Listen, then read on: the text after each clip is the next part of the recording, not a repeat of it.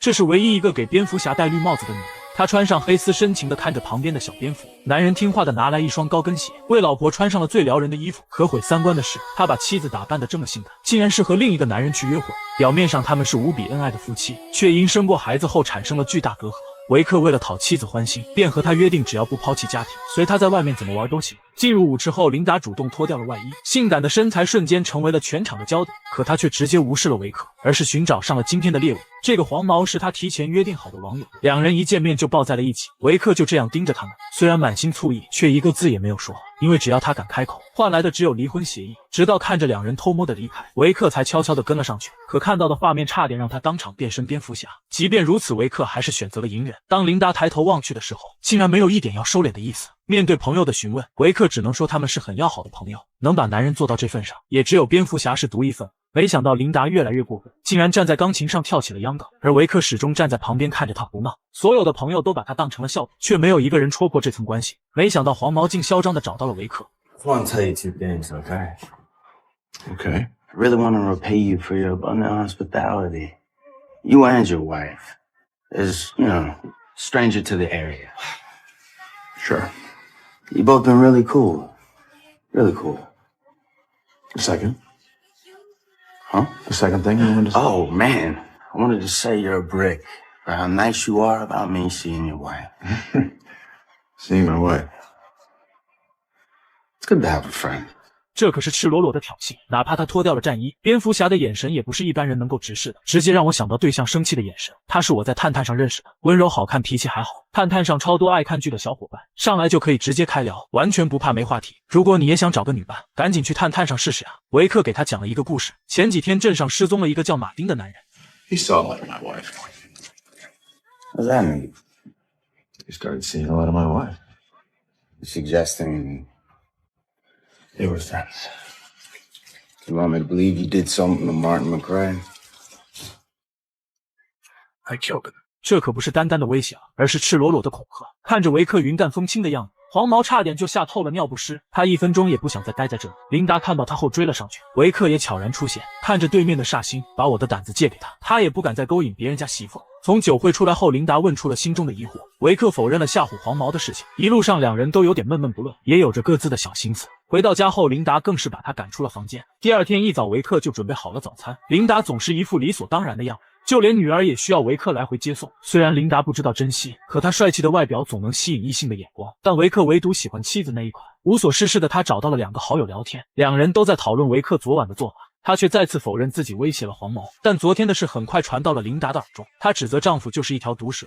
Martin was my friend, and I miss him. He's leaving on Saturday, so I invited him over for dinner on Friday. 听到妻子再次邀请了黄毛，维克决定是时候该做点什么了。很快到了聚餐的时间，他非常热情地招待了黄毛，父女俩都在忙着准备晚餐，黄毛却像个大爷一样坐在那里。饭桌上，琳达再次穿上了性感的吊带裙，她一直在数落丈夫的不是。黄毛也看出了气氛有点紧张。 You see, Vic never drinks. I drink sometimes. Sometimes I think he's not normal. Because normal people can let go. You wish that I were normal, Melinda? My God, all the time. Because if I were normal, I don't think Joel would be over here having dinner with us. You don't have to be rude. I'm not being rude. I made lobster bisque. 看到两人充满火药味的对话，黄毛借口去了卫生间，没想到琳达却让女儿回房间睡觉，还让维克去给她讲睡前故事。 Good night. 看着妻子挑衅的眼神，维克乖乖地拿起了故事书，直到女儿睡着后，他才悄悄地走出了房间，望着对面越来越过分的两人，就故意在厨房制作出了声响。琳达听到后赶了过来，她没有任何的羞耻，反而让维克明早再来打扫，更是倒了一杯酒让维克给黄毛送去，自己则趁机去了卫生间。两个男人单独相处，维克再次露出了本性。 I understand why you're acting like that. I'm not trying to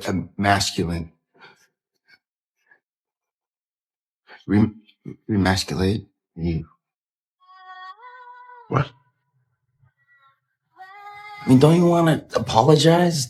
Why would I do that?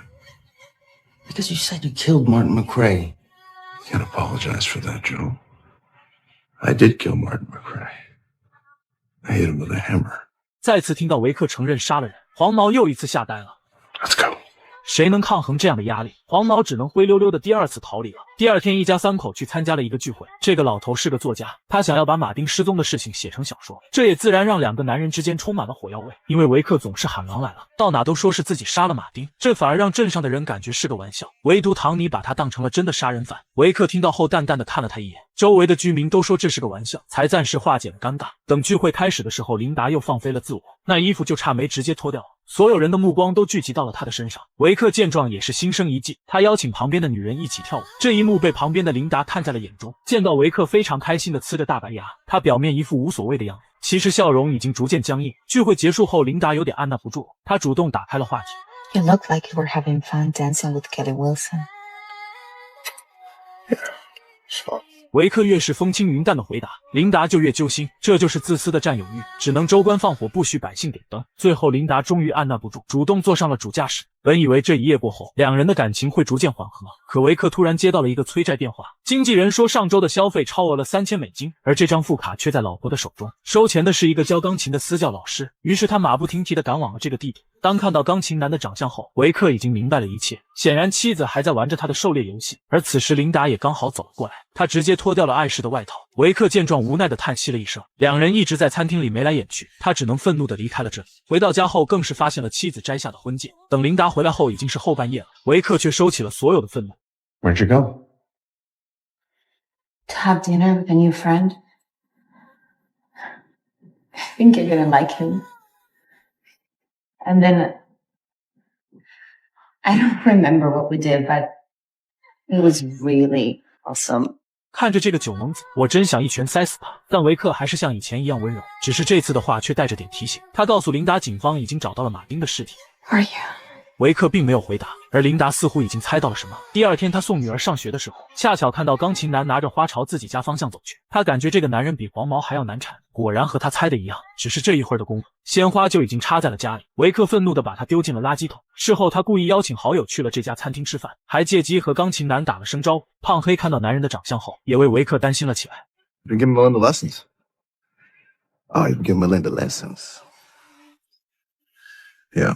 虽然朋友没有撕破这层窗户纸，可维克又何尝不知道，这只是在给他留下最后的一点尊严。每次他心情不好的时候，都会摆弄饲养的蜗牛，他很喜欢这种被黏着的感觉。但最爱的妻子偏偏把这种感觉给了别人。这次琳达又是一整夜没有回来，维克再也忍不住发起了质问。You want to tell me why you didn't come home last night? Not really. Want to tell me why you cut a check for $3,000 to Charles DeLisle? Not really. 维克再也忍受不了这种态度，发出了怒吼。You want to tell me what the fuck you're doing? Finally, some emotion. You're drunk. You have no idea how unattractive it is. Really? Yeah. Well, I think you're jealous. I think you're acting like a child. Don't you find that appealing? No, not at all. Why are you waiting up all night like a parent? Oh,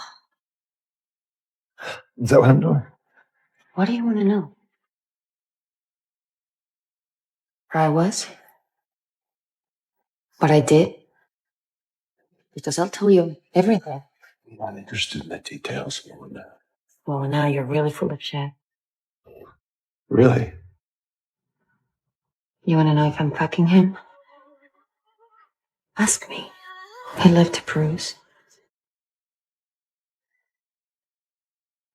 You want to see? We have a child. We have a family. That was your choice. I want you to stop seeing him. Or what? You gonna divorce me? 听到离婚2个字，维克已经愤怒到了极点。可琳达总是能够拿捏他，想要用身体补偿犯下的过错。没想到维克这次却拒绝了。Are you in love with him? If you were married to anyone else, you'd be so fucking bored. You'd kill yourself.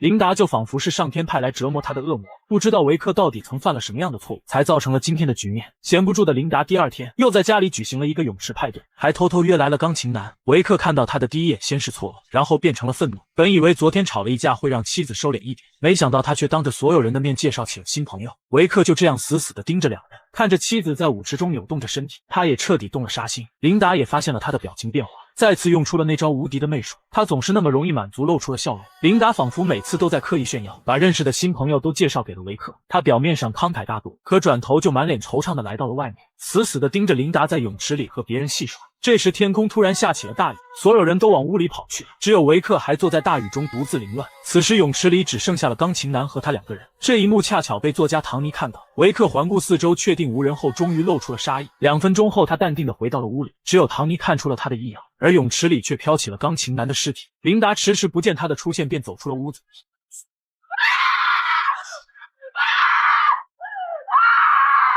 一群人跳下泳池，合力把尸体捞了起来，可结果这一下不死也给摔死了。维克赶忙跑过来给他做心脏复苏，表现的那是和自己一点关系也没有。可钢琴男已经彻底嗝屁了。事后警察前来调查此事，所有人都没联想到维克的身上，但他的妻子却不干了。Vic killed him. What? Come on, come on. Huh? You killed him. Probably hit him over the head and drowned him. Okay, yeah, you really. My wife's upset. I'm not fucking upset. You fucking killed him. Ms. Manhole, would you like to speak privately? 没有人相信维克杀了人，毕竟所有人都是待在一起的，只有唐尼在死死地盯着他。这时警察把维克也叫进了屋里。Is your wife sleeping with Mr. Delisle? I don't know. Well, she's currently accusing you of murder. Did you kill Mr. Delisle? No. When Grant and I went inside, it was raining quite heavily. Mr. Delisle was clinging to the deep end of the pool. I didn't get the sense he was a very strong swimmer. Grant and I went in. I tried to steal a cookie. 维克的证词没有一点问题，而且当时所有人都是喝醉的状态，相差的那1-2分钟，大家都丝毫没记在心上。最后警察只能以溺水而亡就此结案。等所有人走后，维克坐在了妻子身边。If you think I killed Charlie, aren't you frightened of me? No, Why not? because I'm the thing you killed for. 维克的邪恶终于渐渐露了出来，当时确实是他杀死了钢琴男，可那又怎么样？包括前几个人也是他杀的，但是谁又能拿出证据呢？这天维克在骑行的时候，突然发现有人在跟踪自己，他知道这一定是唐尼的主意，于是便约见了他。因为整个小镇上只有唐尼看他不顺眼，维克暗示他不要再到处乱说，电钻可是没有感情的。第二天他走在大街上，再次遇到了跟踪他的车辆，而他的妻子就在旁边的餐厅里。对面的大卫称自己是心理医生，想要在这个小镇上开个诊所。维克张嘴就说自己有点精神分裂，还向他索要了一张名片，可大卫摸了一圈屁也没拿出来。维克已经知道他就是外面车子的主人，然后淡定地离开了这里。他径直地来到了唐尼的家里。 I just have a question for Dom. You know a guy named David Ruscigliani? Who's David Buccigliani? He's the man your husband hired. Who did you hire? A private investigator. What for? To follow me. This is ridiculous. 唐尼否认了找私家侦探的事实，可维克已经有了足够的证据，这是一张妻子汇款给唐尼的账单，显然是2人串通好，想要摸清维克的一举一动。说完他就离开了这里。唐尼的举动遭到了妻子的斥责，这也让老头更加憎恨起了维克。可等他回到家后，就看到妻子又交了一个新的朋友。维克彻底对琳达失去了希望，但他还是调整好心情，开始照顾女儿。小丫头问他是不是淹死了，没想到维克并没有在隐瞒。 Well, let's keep that between us. 或许只有在女儿面前，他才能放下所有防备。琳达回到家后就开始打电话，维克听到了他要去巴西旅游的计划。第二天，他更是把男人约到了家里。这个叫托尼的男人竟然是琳达的初恋。维克听到后，明显状态有点不对，两人的举动也越来越过分，完全把他当成了空气。看着他们在外面尽情的放纵，维克却充当起了服务员的角色。直到两人大摇大摆的走上楼，他终于按耐不住，悄悄跟了上去。琳达转头时也看到了他，但这次维克并没有任何举动，而是悄悄的退了出去。他知道维克是真的生气了，有点心虚的结束了这次聚会。等托尼离开的时候，维克开车尾随了上去，说妻子刚刚只是不舒服，现在想要带他去另一个约会地点。托尼当然非常乐意，可维克却一路狂飙来到了一处峡谷，这可把托尼吓傻了。他借口要上厕所逼停了车子，下车后维克就捡起了一块石头。She said we should meet her there. No! Oh, fuck. I'm sorry. I'm sorry. Stop. Stop. Ah!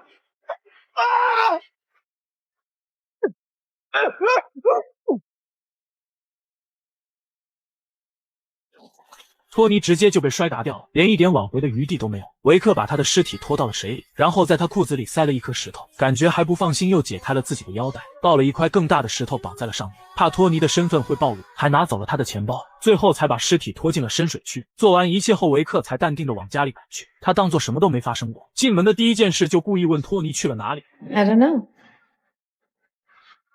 I like him. He's actually got brains. 这个反常的举动让琳达有点迷糊，她赶忙拿起电话拨打了过去，可对面一直处于忙碌状态。反观维克却惬意地喝起了小酒。Have you seen him? Who? Tony? Tony. Tony Pony! Tony Pony? Tony Maloney! Tony Baloney I have not seen.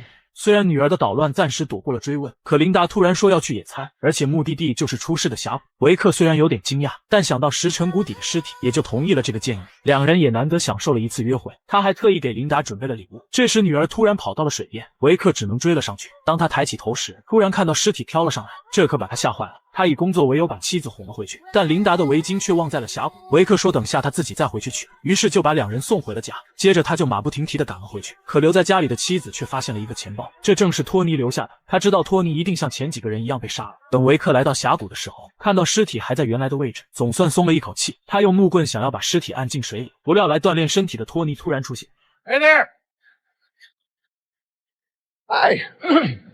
Hi. What are you doing? That's just, went for a little ride. Melinda forgot her scarf. 不料老头却突然举起了围巾，维克一时间吞吞吐吐。托尼这时也朝着下面走去，可那具尸体却突然飘了起来。老头这一看，瞬间吓丢了魂，转头就要逃离此处。维克也不敢停留，只有把他也杀了，才能掩埋此事。维克完全不听他的恐吓，骑着山地车就追了上去。好在这里的小路比较多，也就在这时意外发生了。托尼的电话掉在了车里，在他弯腰去捡的时候，